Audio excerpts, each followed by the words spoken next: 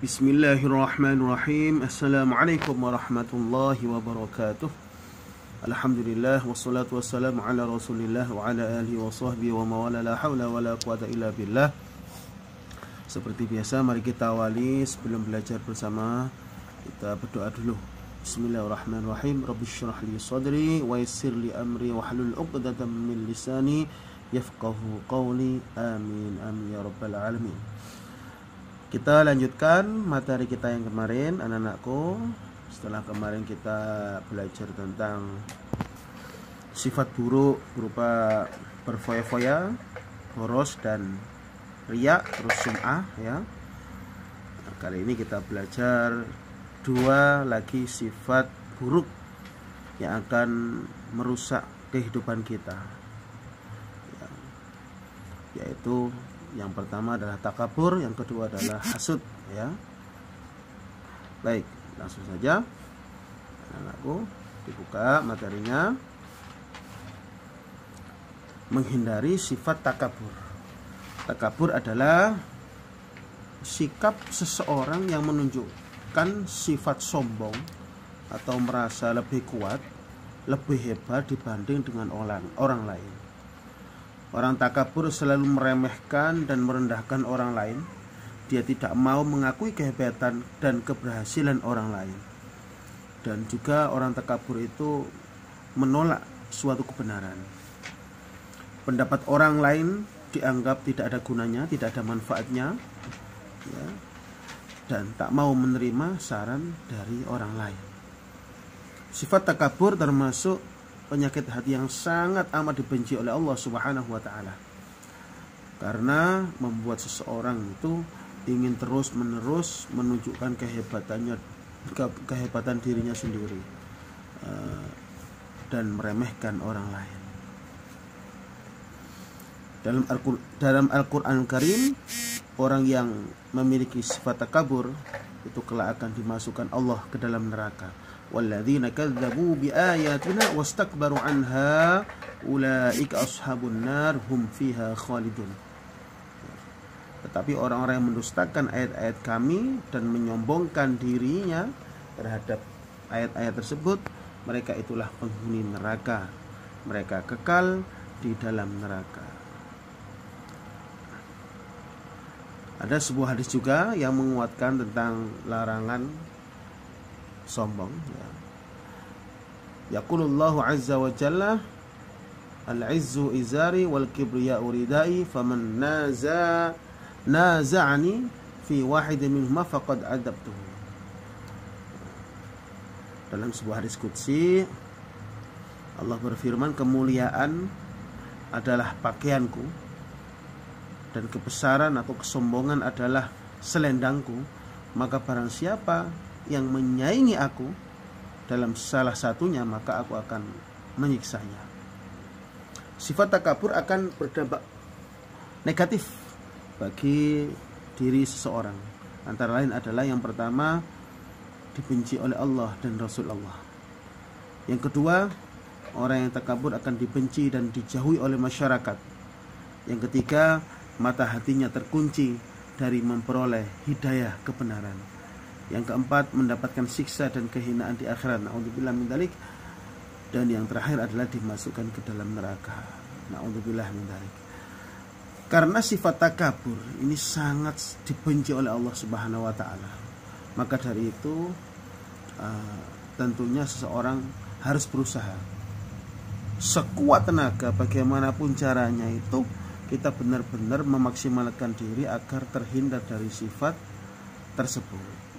Ada beberapa cara ya, tips agar kita terhindar dari sifat takabur. Yang pertama, menyadari kekurangan dan kelemahan dirinya. Jadi anak-anakku, semua manusia itu pasti memiliki kelebihan dan kekurangan. Oleh karena itu sangat penting untuk menyadari kekurangan dan kelemahan tersebut agar kita tidak merasa lebih hebat daripada orang lain. Yang kedua, menyadari bahwa hidup di dunia hanya sementara. Pada saat yang sudah ditentukan, kematian akan menjemput semuanya. Itu artinya apa? Kehidupan di dunia ini hanyalah sebentar dan sementara. Banyak orang yang menjadi takabur karena melupakan hal ini, ya. Mereka mengira bahwa kehidupan dunia ini kekal selama-lamanya, ya, padahal tidak, ya. Hidup kekal itu ya kelak di akhirat. Yang ketiga tipsnya adalah berusaha selalu menghargai orang lain agar tidak sombong, ya.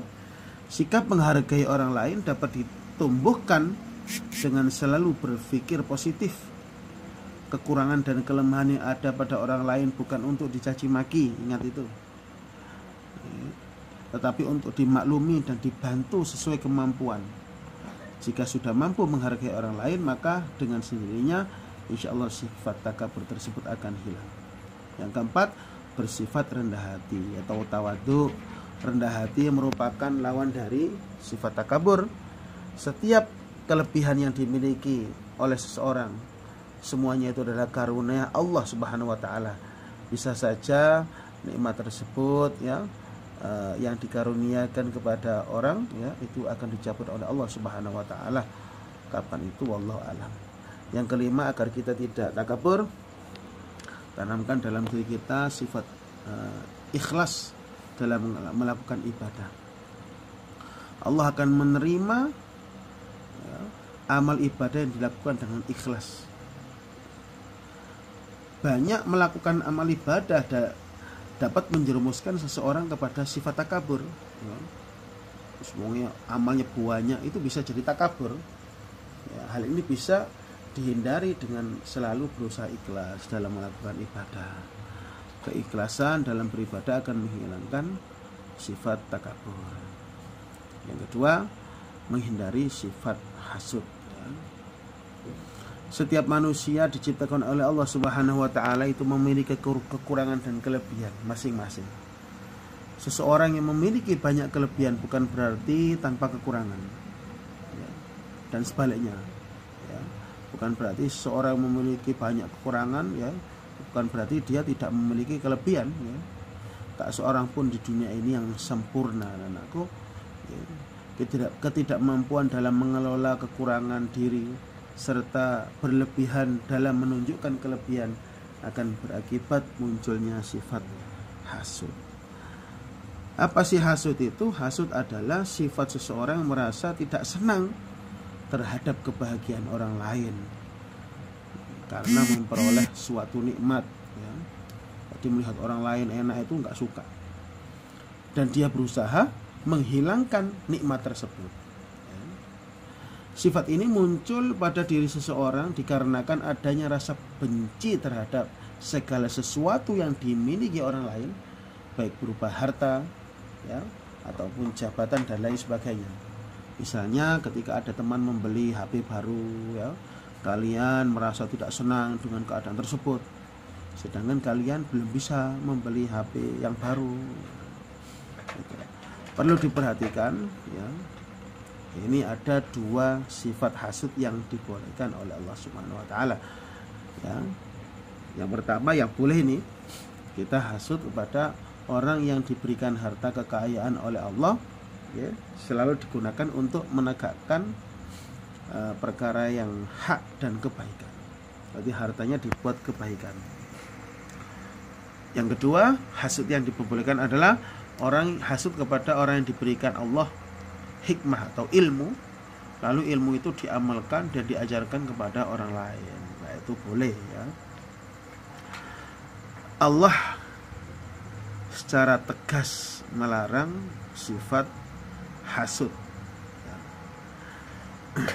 Menurut Imam Ghazali, hasud itu ada tiga, ya.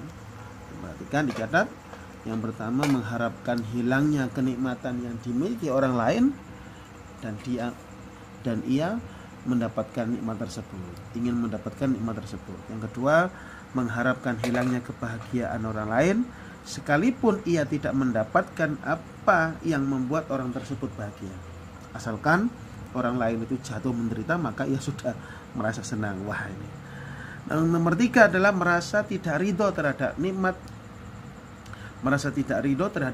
yang diberikan oleh Allah Subhanahu wa taala kepada orang lain, meskipun ia tidak mengharapkan hilangnya nikmat dari orang tersebut, tapi ia benci apabila ada orang lain dapat menyamai atau melebihi apa yang diterimanya dari Allah Subhanahu wa taala. Sifat hasud ini ya akan menghilangkan kebaikan-kebaikan, amal-amal baik yang dimiliki oleh seseorang. Dalam sebuah hadis Rasulullah menyatakan, iyyakum wal hasadah fa innal hasada ya'kul hasanat kama ta'kulun nar wal hatabah. Ya. Jauhilah sifat hasud ini ya, karena hasud ini dapat menghilangkan kebaikan seperti api memakan kayu bakar. Wah, pastinya kita akan merugi kalau kita memiliki sifat hasud. Naudzubillah. Ya.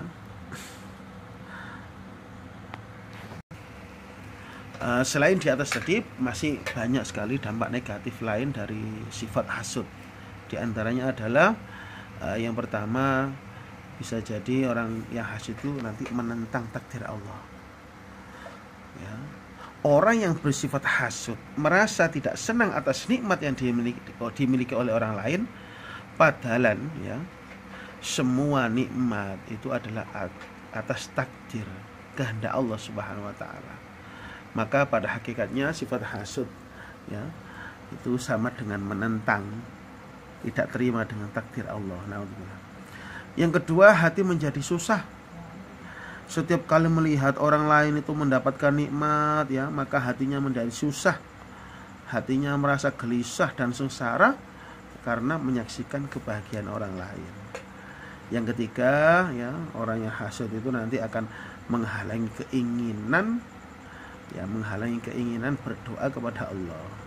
Orang yang hasud selalu sibuk memperhatikan dan memikirkan nikmat yang dimiliki orang lain, sehingga ia tidak pernah berdoa kepada Allah ya, agar diberikan karunia dan kenikmatan dari Allah Subhanahu wa taala.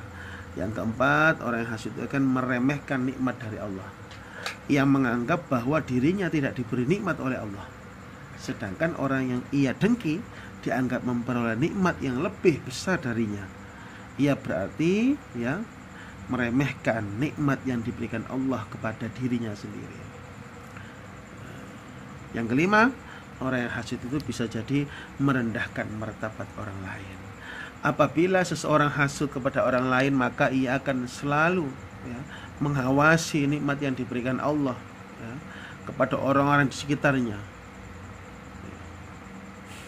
Nah, ini dilakukan agar ia dapat menjauhkan semua orang dari orang yang ia benci tersebut. Ya, saya ulangi, ini dilakukan agar ia dapat menjauhkan semua orang dari orang yang ia benci tersebut, biar nggak dekat-dekat orang yang itu ya. Caranya dengan merendahkan martabatnya, ya, menceritakan keburukannya dan meremehkan kebaikannya. Gitu. Lalu bagaimana cara menghindarinya? Satu, meyakini ya, keadilan Allah. Anak-anakku, Allah itu memberi rezeki dan nikmat kepada semua manusia secara adil ya, sesuai kebutuhan hambanya ya. Yang kedua adalah perbanyak rasa syukur. Bersyukur merupakan salah satu cara agar selalu ingat atas nikmat dari Allah Subhanahu wa taala. Rasa syukur juga akan menumbuhkan kesadaran bahwa semua manusia punya hak yang sama untuk memperoleh nikmat Allah. Yang ketiga, menjaga sifat rendah hati, tawadhu yang selalu masih banyak orang yang lebih susah dibanding kita.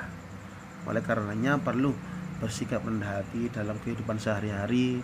Dengan demikian akan menghilangkan sifat rakus hasud pada diri kita. Yang keempat, senang membantu orang lain ya, selalu ringan tangan, membantu, suka membantu dan ikhlas membantu. Itu akan menjadikan diri kita itu mampu merasakan kesulitan dan yang sedang dialami orang lain. Rasa empati seperti itu akan menghilangkan rasa hasud kepada orang lain. Yang kelima, mempererat silaturahim. Sifat hasud muncul karena seseorang kurang mengenal ya dengan baik kepribadian orang lain. Dengan mempererat silaturahim, maka akan tumbuh rasa persaudaraan dan rasa persaudaraan antara sesama dan menghilangkan sifat hasud. Yang keenam, mendahulukan kepentingan umum. Orang yang hasud itu selalu tidak peduli dengan kebutuhan orang lain. yang menginginkan agar selalu ingin dilayani, diutamakan dan didahulukan. Sifat hasud bisa dihilangkan dengan selalu berusaha mendahulukan kepentingan umum.